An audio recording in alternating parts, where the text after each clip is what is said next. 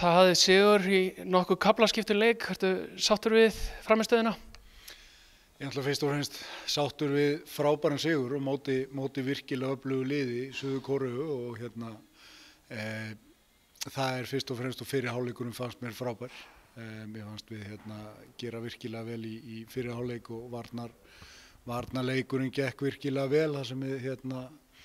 við vorum virkilega þéttir eins og ætluðum okkur og lokuðum svæðum sem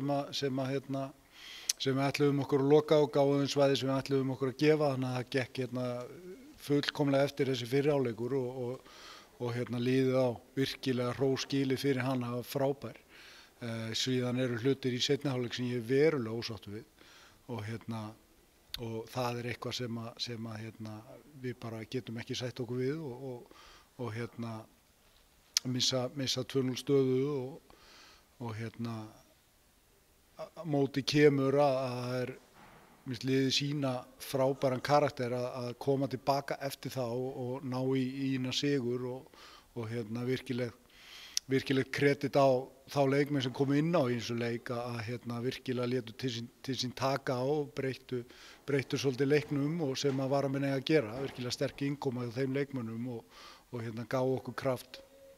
kraftin sem þurfti til þess að klára leikinn en þessi kafli í seinni hálfleik er í verulega ósáttur við. Það komust einfaldlega ekkert áfram gegn okkur í fyrri hálfleik en svo komu þær bara mjög öflugar inn í seinni hálfleik. Það verið einhver ræðan frá þjálfaranum hjá þeim í hálfleik.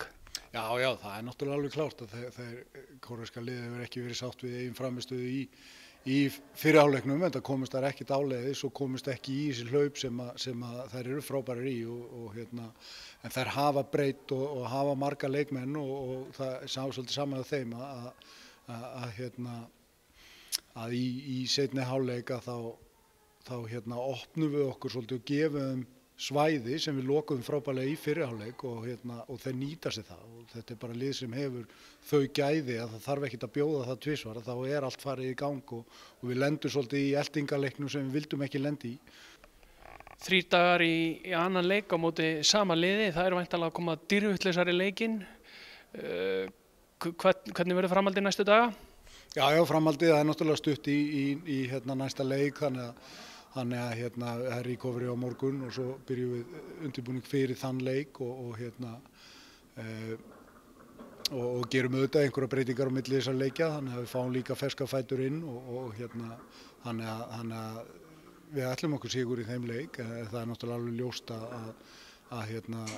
kóreska liðið er að fara á HM í sumar og er í undirbúningi fyrir það og það er alveg klárt mál að þeir vilja ekki tapa 2 leikjum að heima allar móti okkur á stuttum tíma, þannig að það er ljóst að það verður mjög erfiður leikur en við ætlum okkur sigur í þeim leik.